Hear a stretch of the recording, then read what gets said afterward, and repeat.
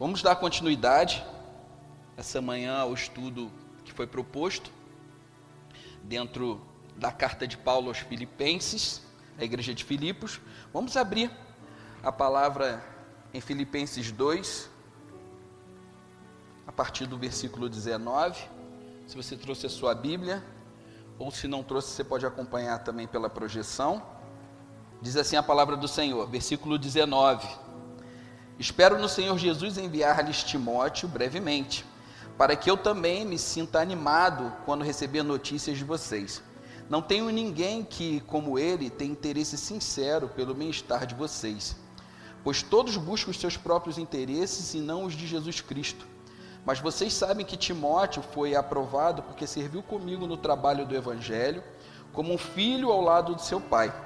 Portanto, é ele quem espero enviar, tão logo me certifique da minha situação, confiando no Senhor que em breve também poderei ir. Contudo, penso que será necessário enviar-lhes de volta Epafrodito, meu irmão, cooperador e companheiro de lutas, mensageiro que vocês enviaram para atender às minhas necessidades. Pois ele tem saudade de todos vocês e está angustiado, porque ficaram sabendo que ele esteve doente. De fato, ficou doente e quase morreu, mas Deus teve misericórdia dele, e não somente dele, mas também de mim, para que eu não tivesse tristeza sobre tristeza. Por isso, logo enviarei para que, quando o virem novamente, fiquem alegres, e eu tenha menos tristeza, e peço que vocês o recebam no Senhor com grande alegria e honrem homens como este, porque ele quase morreu por amor à causa de Cristo, arriscando a vida para suprir a ajuda que vocês não podiam me dar. Amém, queridos?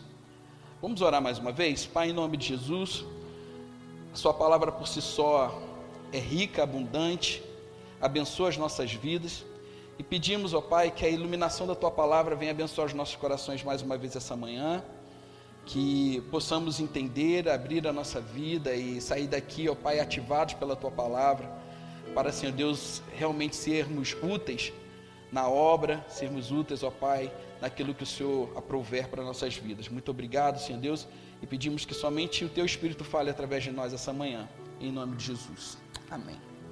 Bem, queridos, dando sequência, né? Graças a Deus nós estamos numa sequência aí dentro dessa carta de Paulo aos Filipenses, e vamos fazer um pequeno apanhado de onde nós chegamos até aqui.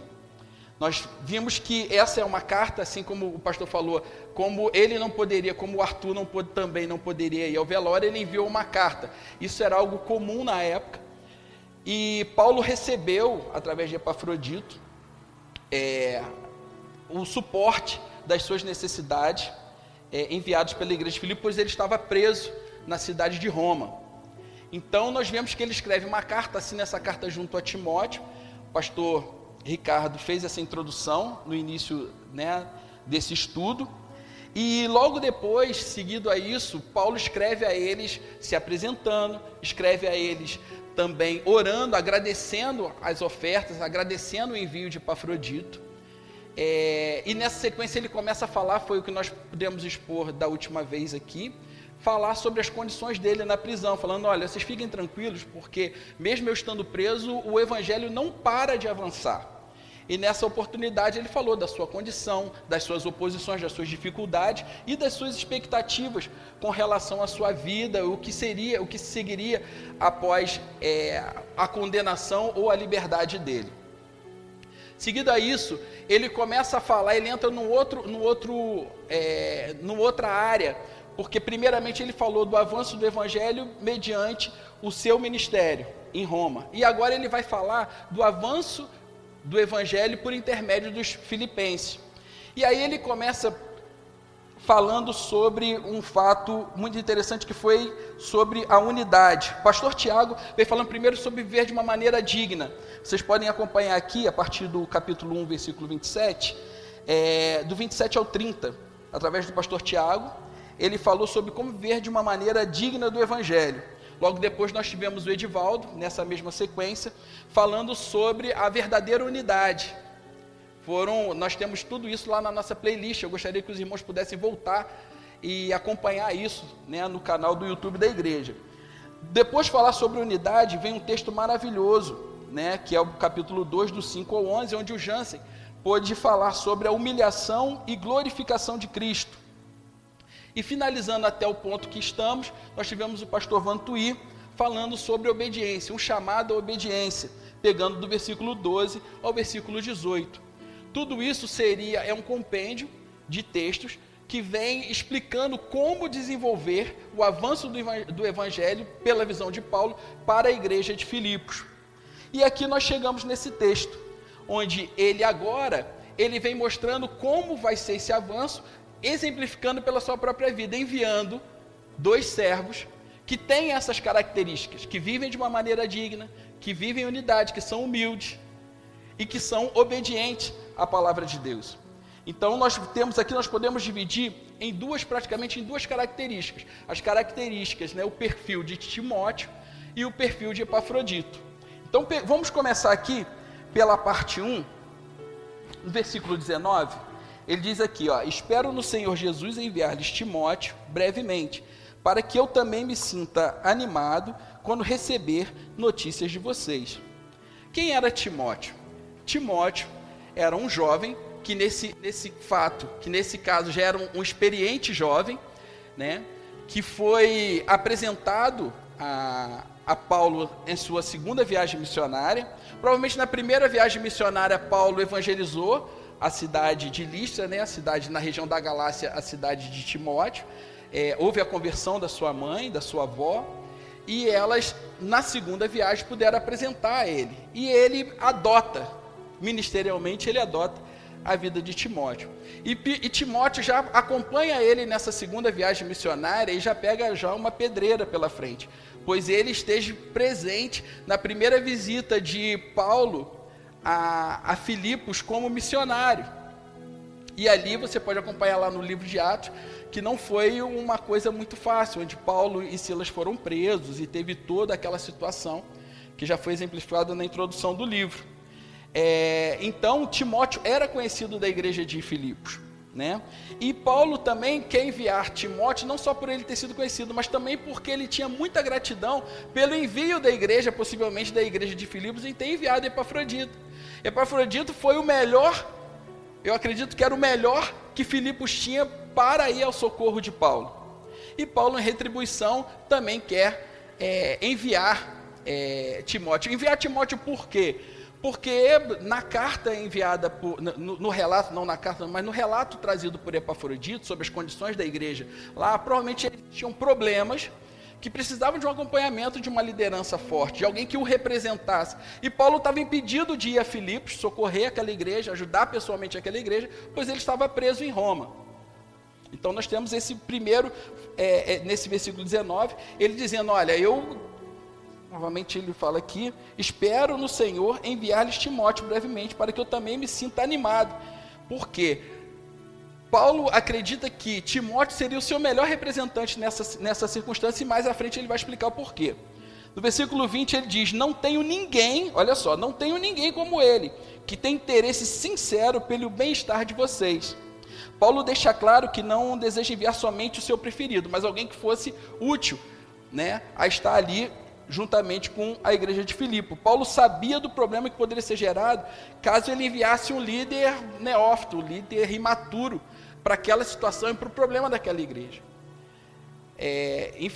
Isso nós vemos assim, que é um privilégio ser pastoreado por uma liderança que tem essa visão, de não enviar, né, alguém que não tenha o preparo suficiente para aquele fato. E ele tinha preparado pessoalmente, arduamente no campo de batalha, a vida de Timóteo. E ele continua aqui no versículo 21, pois todos buscam os seus próprios interesses e não os de Jesus Cristo. Paulo aqui se refere aos líderes de Roma. Ele não está falando aqui, pois todos buscam seus próprios interesses, não está falando de todas as pessoas que estavam com ele. Provavelmente ele está se referindo de todos, o que ele que teriam disponibilidade de ser enviados por ele. Mais uma característica da liderança de Paulo, nós vemos que o Paulo ele tinha relacionamento com a sua liderança, ao ponto que ele conhecesse o coração de cada um deles e soubesse a disponibilidade, as fragilidades. Nós sabemos que a igreja, a cidade de Filipos era uma cidade proeminente, uma cidade rica, e provavelmente a igreja que já estava ali implantada há praticamente 10 anos, era uma igreja que gozava de um certo status, talvez naquela sociedade. E enviar uma liderança lá que fosse fraca, ou mesmo que não buscasse os interesses do reino, mas buscasse seus próprios interesses, como ele tinha ao redor dele lá em Roma, traria sérios prejuízos para a continuidade daquela obra. Então ele tinha essa noção. E aqui no versículo 22 ele continua: mas vocês sabem que Timóteo foi aprovado, porque serviu comigo no trabalho do evangelho como um filho ao lado do seu pai. Olha só que coisa tremenda aqui. Nós vemos que Timóteo foi aprovado. Como eu falei anteriormente, Timóteo acompanhou a Paulo em suas próximas 2 viagens missionárias, na segunda viagem missionária e na terceira viagem missionária. E ali ele pode confirmar com a igreja de Filipos que ele foi aprovado. Por quê? Porque a igreja pôde ver todas as dificuldades de Paulo e ver que ao lado dele estava Timóteo, firme ali, fiel, cooperando juntamente com ele na obra do Senhor. E não é fácil, Eu creio que quando a gente, nós tivemos aqui um mini curso de liderança com o pastor Ricardo, onde aqui foi falado sobre a questão dos temperamentos. E nós vimos o quanto que seria difícil você andar com uma liderança com o temperamento de Paulo, uma liderança com alguém com um colérico. Seria muito difícil se não fosse alguém que tivesse realmente um coração ensinável, que fosse uma pessoa humilde para aprender e acompanhar Paulo em todas as suas dificuldades. E a igreja de Filipe pôde contemplar isso na vida de Timóteo junto a Paulo. Porque onde provavelmente estava Paulo, estava ali Timóteo. Aí diz aqui o versículo, do evangelho, como um filho ao lado de seu pai. Ou seja, provavelmente Timóteo não desgrudava de Paulo. Estava ali junto com ele em todas as circunstâncias, que provavelmente naquela época não eram fáceis. Porque o que Paulo passava naquela época? Era simplesmente onde ele chegava, ele era recebido com tapete vermelho e flores? Não. Onde chegava, ele tinha oposição. Ele tinha pessoas que se levantavam para combater e para evitar que ele expandisse o evangelho nas suas localidades, porque provavelmente isso trazia prejuízo, principalmente para a religião naquela época, principalmente para os judeus. Então, continuando aqui, portanto, é ele quem espera enviar, tão logo me certifique da minha situação, confiando no Senhor, que em breve também poderei ir. Então, fica claro aqui, que situação é essa? Paulo estava, nesse caso, numa prisão, não uma prisão, um cárcere, ele estava numa prisão domiciliar, conforme nós já falamos anteriormente em outros estudos, e nessa prisão domiciliar, ele, embora ele tivesse um guarda que ficava à disposição dele lá, mantendo ele nessa prisão, ele tinha uma certa liberdade, né, geográfica onde ele estava, mas ele não poderia viajar. Mas ele estava aguardando o quê? Ele estava aguardando, né, estar diante de César, que era o objetivo dele estar em Roma. E por ele estar diante de César, ele não sabia o que poderia suceder a isso. Pois ele sabia que o objetivo dele estar lá era testemunhar de Cristo. Ele sabia que ele tinha que estar ali para ser boca de Deus diante de César. E a resposta disso, o resultado disso, poderia ser liberdade ou morte. Ele não sabia como ficaria a sua situação, mas ele falou, olha só, eu vou enviar ele assim que eu souber da minha situação. Assim que ele tivesse certeza da situação dele, ele liberaria Timóteo. Ou seja, Timóteo não foi de pronto, né, enviado à cidade de Filipos. Vamos dar continuidade aqui. Nós vemos aqui pelo menos 3 características da vida e da estrutura de Timóteo, daquilo que foi forjado por Paulo na vida de Timóteo. Nós vemos aqui pelo menos 3 características nesse perfil que são essenciais para aquele que pretende servir, que tem coração na obra de Deus e quer fazer a obra de Deus de uma maneira digna, de uma maneira como Deus espera que você faça. E a primeira característica que eu gostaria de ressaltar aqui, que a gente vê logo no primeiro, por que ele quis enviar Timóteo? Porque ele tinha formado Timóteo e sabia que ele era um servo maduro. A maturidade é essencial para que você possa prestar um serviço útil ao Senhor. E o Senhor tem interesse que você seja um crente maduro, seja um crente pronto. Isso é muito difícil, porque as pessoas acreditam, infelizmente têm a ideia, de que essa maturidade, ela vem por idade, ela vem tratada pelo tempo, e não. Você às vezes acredita, não, mas eu já tenho 10 anos de igreja. Isso não significa que você seja um crente maduro. Se nós formos acompanhar lá e for abrir, se você for estudar lá, até tem os textos já bem explicados sobre a primeira carta aos Coríntios, de Paulo aos Coríntios, você vai ver que lá no capítulo 3, Paulo teve essa dificuldade. Ele chega na igreja para apresentar a eles algo para crentes maduros, alimento sólido, e eles não tinham condições de absorver aquele alimento sólido. Ele falou, olha, leite eu vou ter que dar para vocês, porque vocês ainda não suportam, já era o momento de vocês terem alimento sólido. Ou seja, embora tenha passado tempo, não significava que aquela igreja estava madura. Então, as pessoas têm essa ideia que o tempo de igreja vai te tornar maduro, e não. Nós vemos que o treinamento de Timóteo não foi pelo tempo, mas foi pelas atitudes, pela ação, pelo movimento. Então, a gente vê a diferença grande entre maturidade e maturação. Aqueles que se tornam maduros porque estão trabalhando na obra, estão ativos na obra, estão ativos no serviço na obra de Deus. E geralmente eu falo de 3 etapas que para você chegar a ser um crente maduro, que é também, você pode confirmar lá em 1 Coríntios 3.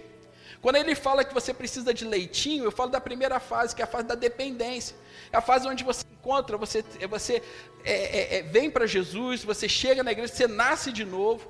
E nesse momento você precisa ser cuidado, é a fase da dependência. É a fase quando fala lá em 1 Coríntios 3, que fala que você é a planta. Então precisa que alguém regue, precisa que alguém cuide de você. Logo depois vem a fase da independência, onde você já é adulto, você já sabe comer sozinho. Essa é uma fase muito interessante, porque você já está pronto, no sentido de você já conseguir se alimentar sozinho. Você já é edifício, você já é árvore. Você não precisa que ninguém fique te regando nem colocando alimento, mas você ainda não é considerado um crente maduro. Por quê? Você ainda não está pronto para cuidar de outras pessoas, que é a terceira fase, que é a interdependência. É quando você começa a ser usado por Deus, você está pronto para ser usado por Deus, ser usado pela comunidade, para cuidar de outras pessoas. Eu chamo isso da interdependência. Essa era a fase que nós cremos que Timóteo chegou. Embora sendo jovem, aproximadamente nessa fase aqui, ele devia ter próximo, não chegava ainda aos seus 30 anos, devia ter quase seus 27, 28 anos, um jovem, mas que era considerado maduro, porque ele já estava pronto para cuidar de outras vidas. E Paulo pôde utilizar ele não só na ocasião de Filipos. Timóteo foi utilizado em outras 3 igrejas, se eu não me engano, Corinto, Éfeso e Tessalônica. Minha professora lá pode me corrigir, me corrige aí.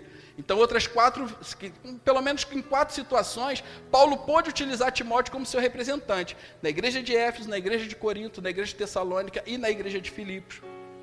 Então, Deus tem interesse que você seja um crente maduro.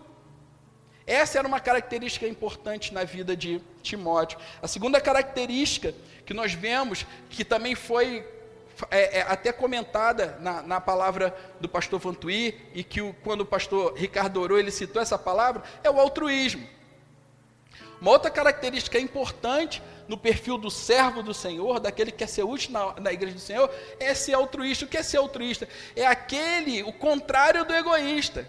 É aquele que busca em primeiro o interesse do outro. Aquele que vê em suas atitudes o bem do próximo, em detrimento do seu próprio bem. E Deus precisa de pessoas que desenvolvam essa característica do altruísmo. Isso é muito, muito importante.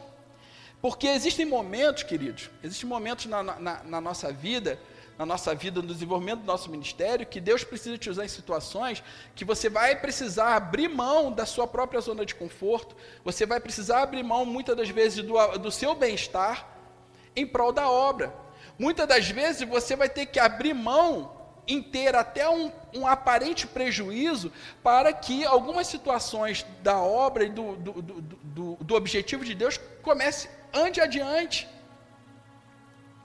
Se você não desenvolver o altruísmo na sua vida, é quase que impossível que você consiga ser útil na obra de Deus. Porque você vai ficar sendo sempre preso por essas amarras da zona de conforto, do bem-estar, daquilo que não pode te causar prejuízo, ou, como ele combatia na época, dos seus próprios interesses. Terceira característica que nós vemos na vida de Timóteo é a lealdade. Nesses versículos aqui ele relata isso, que ele teve com ele como um filho. Significa que Timóteo era uma pessoa leal. E o que é lealdade? Lealdade é uma pessoa fiel, uma pessoa dedicada, uma pessoa que cumpre, que honra seus compromissos. É aquela pessoa que fala assim, eu vou estar lá com você e vai estar lá com você. Não é aquela pessoa que fala contigo, eu vou estar lá, mas ele já sabe que não vai, ele fala só para te deixar bem no momento. Então nós vemos a lealdade na vida e nós vemos que não existe nenhum tipo de relato, não existe nenhum tipo de relato aqui bíblico e de que Paulo tenha tido alguma dificuldade com Timóteo. Significa que estar ao lado como um filho reverencia isso, essa lealdade de Timóteo. O coração dele inclinado realmente a servir e a cooperar com o ministério dele. Então são basicamente, eu vejo essas três características, né? Maturidade, altruísmo e lealdade.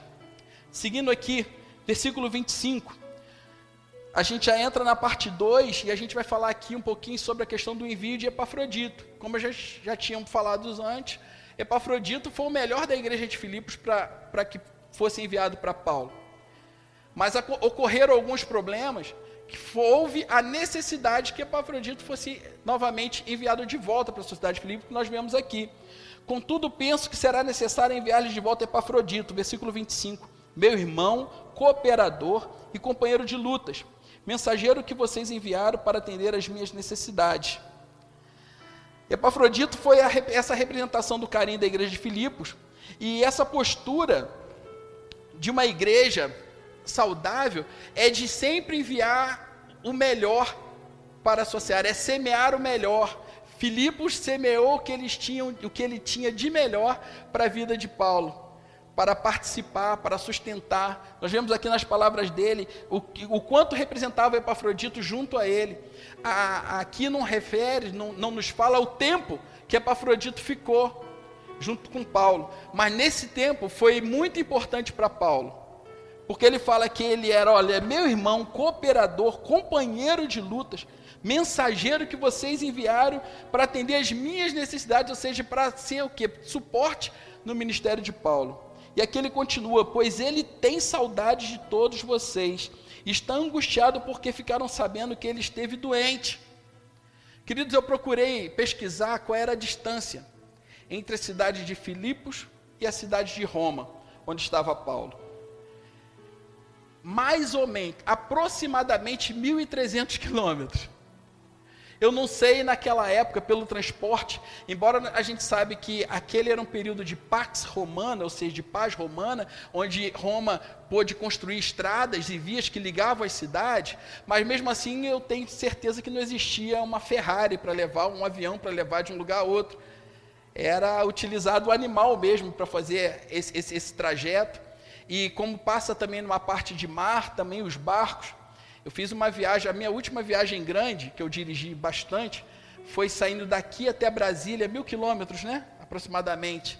Gente, é muito cansativo e é muito demorado. Agora você imagina 1.300 quilômetros. E na época, hoje nós temos o benefício da tecnologia, né? Hoje nós temos o benefício de simplesmente você manda um WhatsApp e a pessoa recebe a mensagem lá. Isso não acontecia na época. Na época, quando chega uma notícia, para que você possa corroborar com aquela notícia, ou simplesmente refazer aquela notícia, levava muito tempo. Muito tempo. Não sei se o problema que Epafrodito teve foi em Roma com Paulo, ou se foi no caminho, mas chegou uma notícia de que ele estava doente na cidade de Filipos.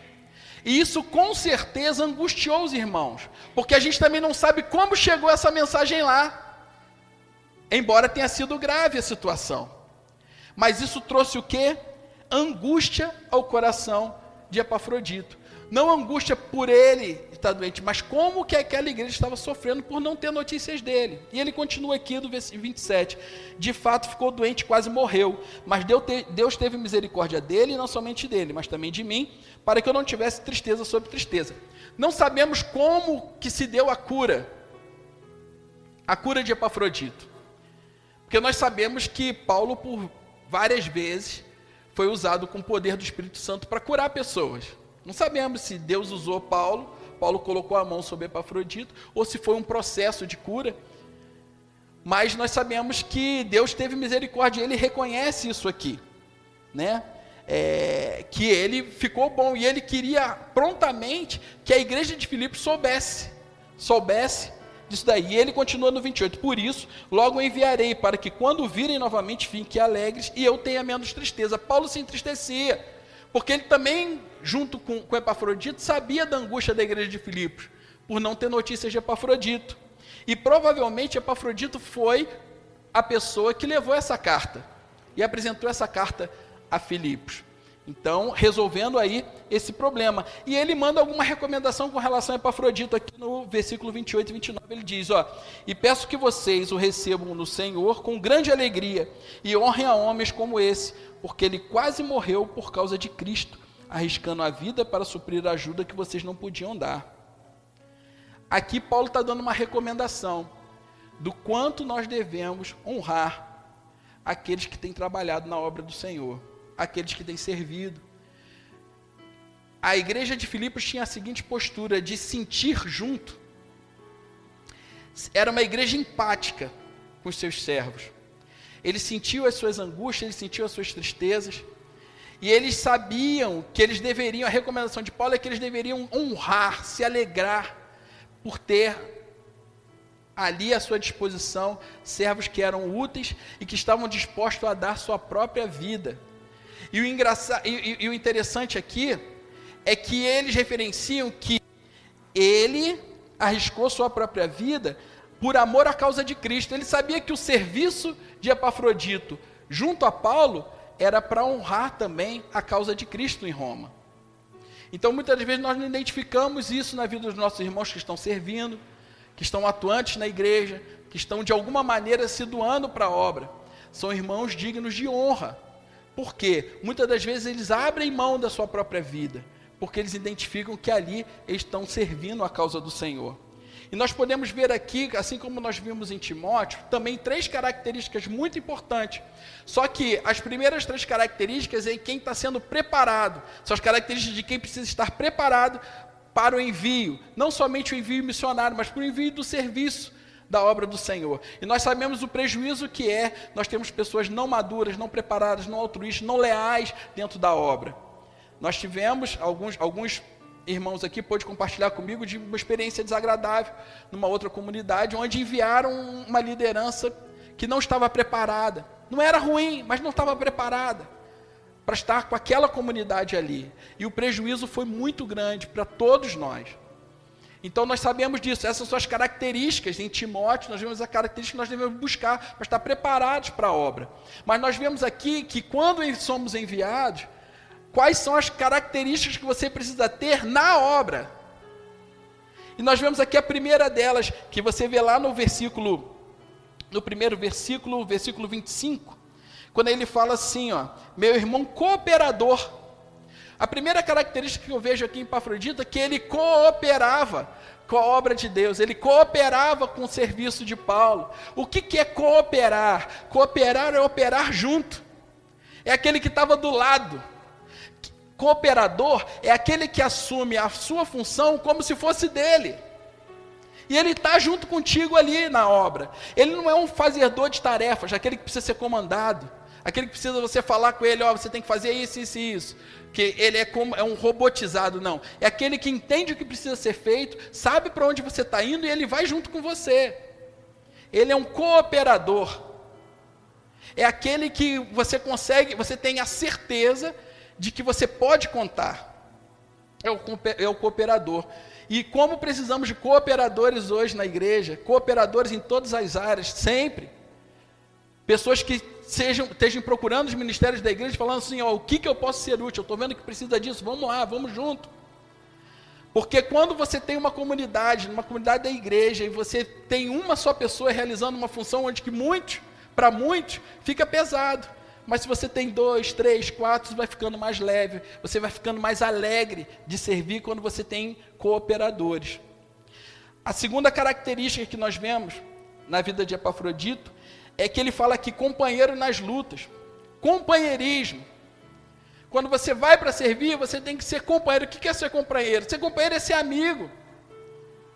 É diferente do cooperador, porque o cooperador ele vai contigo na atividade. Mas o amigo é aquele que tem intimidade com você, ele conhece teu coração. O teu amigo, ele conhece teu coração, ele conhece o que anseia a sua alma. O teu amigo é aquele que você pode desabafar com ele. É aquele que você pode deitar a cabeça no ombro dele, chorar junto, se alegrar junto, comer junto. Esse é o amigo, é o companheiro. Então aquele que está disposto a servir e é enviado, ele tem que entender que ele tem que ser amigo, ele tem que se relacionar, ele tem que ser íntimo na obra, tem que ser íntimo do irmão. É muito bom quando você sabe que você tem um amigo. Você pode ligar para ele, ele pode olhar para você, e você sabe que você tem ali um amigo, isso conforta. Muitas das vezes o seu amigo não precisa falar nada, só em você saber que ele está ali, você já fica confortado. Só saber que você pode contar com ele, você já se sente confortado. O amigo é aquele que pode te dar conselhos. O amigo é aquele que pode te exortar, porque ele conhece teu coração. Provavelmente Epafrodito, quando ele fala meu irmão, ele colocou Epafrodito no mesmo patamar que ele. Era aquele que podia chegar para Paulo, Paulo, isso daqui não está certo, Paulo, você deveria fazer desse jeito. É muito ruim quando a gente começa a receber sugestão de quem não está contigo na mesma pegada. É muito ruim quando você começa a receber um monte de dica de gente que não se compromete com aquilo que você está fazendo. Já tem muito tempo que eu procuro não ouvir conselhos de quem não anda comigo ou de quem não está comprometido naquilo que ele está aconselhando. Agora, quando uma pessoa vem dar uma sugestão e ele está envolvido na sugestão, aí você consegue ouvir, porque ele é seu companheiro, ele conhece seu coração. Agora, se ouvir sugestão de quem está de fora, é fácil você dar sugestão de tudo nos dias de hoje. É fácil você ouvir a opinião de todo mundo dos dias de hoje. Todo mundo tem alguma coisa para opinar naquilo que você está fazendo. Difícil é quem está junto contigo ali. Então, uma das coisas que eu procuro fazer é não dar ouvido para quem não está naquela mesma vibe, naquele mesmo projeto que eu. Alguém vai me dar uma opinião sobre o meu projeto, mas ele não está comigo no projeto, ele não está envolvido. A não ser que seja solicitado para isso. Se você for solicitado, você dá a sua opinião. Se você não está envolvido, não dê opinião. Deixa acontecer. É a melhor postura. E terceira característica que nós vemos na vida de Epafrodito, que fala aqui, enviado, no final do versículo 25 ele fala, enviado para atender as minhas necessidades. A terceira característica que nós vemos aqui é que Epafrodito ele era sustentador. Além dele ser cooperador, além dele ser companheiro, amigo, ele sustentava Paulo nas suas necessidades. Esse é o sustentador, aquela pessoa que está ali do teu lado. E às vezes não é só financeiramente, embora Epafrodito trouxe o financeiro para ajudar no sustento de Paulo, mas ele também é o sustentador, é aquele cara que ora por você, é aquela pessoa que está te atendendo nas suas necessidades, está disponível para te atender nas suas necessidades. Então essas são as três características importantes que nós vemos no serviço de Epafrodito. Ele era cooperador, companheiro e sustentador. Aqui a gente termina, querido, fechando esse capítulo 2. A partir do capítulo 3, vocês vão poder acompanhar na próxima semana, se eu não me engano, com o Adalto. Vocês vão ter o privilégio de poder acompanhar com ele, onde Paulo já muda aí o foco. Aí ele vai começar a tratar dos problemas, diretamente das oposições que a igreja de Filipos está encontrando com relação aos falsos líderes, né? Mas até aqui ele falou de como essa igreja pode avançar. Ele deu aqui o mapa de como que uma igreja saudável pode avançar na expansão do evangelho. E aqui ele veio, se a gente pegar lá desde o capítulo 1, versículo 27, até agora aqui o 2, o 30, ele vem com 5 passos aqui. Ele fala sobre a dignidade, ele fala sobre unidade, humildade, obediência e ele fecha agora com serviço. Essas 5 características é o mapa passado por Paulo para que a igreja de Filipos possa avançar por intermédio dela na sua região. E aqui, quando a gente fala de serviço, O servo do Senhor que anseia contribuir para o avanço do Evangelho precisa observar as características de Timóteo e Epafrodito. E nós falamos aqui, características de Timóteo. As características de Timóteo, relembrando, são as características internas, aquilo que ele precisa desenvolver para estar pronto para o serviço do Senhor. Primeiro, ele busca a maturidade, ele busca o crescimento. Você não pode se lançar ao serviço do Senhor sendo ainda bebê espiritual. Você precisa crescer, você precisa buscar se desenvolver. Segunda característica, você precisa ser altruísta. Você tem que abandonar o egoísmo, você tem que vencer o seu eu, e entender o propósito do que você foi chamado, e começar a trabalhar para o bem do próximo. Nós lemos isso tantas vezes, na palavra do Senhor, orientações nesse sentido, e muitas vezes nós não atentamos para isso. Quando nós começamos a trabalhar para o bem do próximo, aí nós vemos a nossa seara começa a ficar boa. Enquanto estamos preocupados com o nosso, parece que a coisa não anda para frente. Mas quando a gente começa a servir o próximo, aí a gente vê que a alegria vem, a paz vem, a provisão vem, quando nós começamos a olhar o benefício do próximo. E em terceiro, a lealdade. E também nas características de Epafrodito, que é aquele que já foi enviado, como ele deve servir no campo. Então, primeira característica, ele tem que se enxergar como um cooperador, aquele que entende o propósito e vai junto. Ele precisa se enxergar como companheiro, como amigo da comunidade, aquele que entende os anseios da comunidade, está ali próximo, pronto.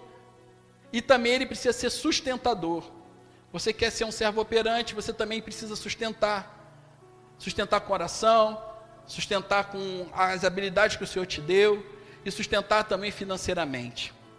Amém, queridos? Que possamos desejar desenvolver cada uma dessas habilidades, que possamos entender que essas características são fundamentais para que o Evangelho avance.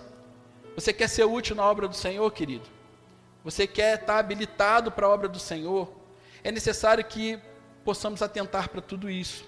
E se a gente fosse sintetizar tudo isso que foi falado aqui essa manhã, eu gostaria que o Ed colocasse aí, olha, o Evangelho avança quando o cristão entende a sua vocação, se desenvolve saudavelmente e serve a Deus na sociedade, através da igreja local. Está aí, mais uma vez, o Evangelho avança quando o cristão entende sua vocação, se desenvolve saudavelmente e serve a Deus na sociedade, através da igreja local. Esse é o desejo do coração de Deus para mim e para a sua vida, que possamos estar nos alimentando disso. Simplesmente essa manhã, você ouvindo essa palavra, você vai estar apto? Não, é um processo. Como eu falei, o crescimento é um processo, a maturidade é um processo. Deus te colocou dentro de processos. Nós é que muitas vezes puxamos o freio de mão no meio desses processos. Nós que muitas das vezes não deixamos o rio fluir e as coisas irem seguindo no sentido que Deus tem operado. E o desafio é esse, que você pega essa playlist toda semana, você vai lá no YouTube e você ouça novamente essas palavras. Esse é um grande desafio. Para quê? Para que você possa estar sendo alimentado, para que você possa estar revisando isso, possa entrar em você. De uma maneira poderosa, o Espírito Santo possa estar acrescentando tudo aquilo que não foi falado. E tudo aquilo que foi falado, ele possa estar confirmando no teu coração. Porque eu te digo, você pode ter ouvido isso agora essa manhã, você pode ter ouvido as palavras anteriores a essa, e pode não lembrar mais de alguma delas saindo daqui. Então, como crente diligente, você vai sair daqui, mas você vai colocar um propósito dessa semana, você está ouvindo novamente essas palavras e sendo abençoado. Amém? Vamos colocar de pé, vamos orar nesse momento. Pedir ao Senhor que acrescente em nós tudo aquilo que é a sua vontade. Pai, em nome de Jesus, te agradecemos, Senhor, mais uma vez, pela tua palavra, te agradecemos pelo teu Espírito que falou dentro de nós, que, Senhor Deus, essa palavra venha nos ativar para a tua obra, venha nos ativar ao serviço, mas as qualificações necessárias para que possamos servir com excelência, Senhor Deus, para que possamos servir dentro do objetivo do Senhor, para que possamos não atrapalhar o avanço da tua obra, mas que possamos cooperar com Ele. Pai, em nome de Jesus, que possamos ser encontrados pelo Senhor como úteis, assim como o Senhor forjou em Paulo sobre a vida de Timóteo, assim como o Senhor forjou sobre a vida de Epafrodito, faz isso nas nossas vidas também, Senhor. Faz isso também, Senhor, que possamos ser encontrados, ó Pai, como pessoas úteis, preparadas, ó Pai, para ser usados pelo Senhor, porque não tem sentido ficar aqui sem ser útil, sem estar sendo, ó Pai, utilizado, sem estar vendo a expansão do Teu Evangelho nesse local. Muito obrigado mais uma vez por essa manhã, muito obrigado pela Tua palavra, nós te agradecemos em nome de Jesus, amém.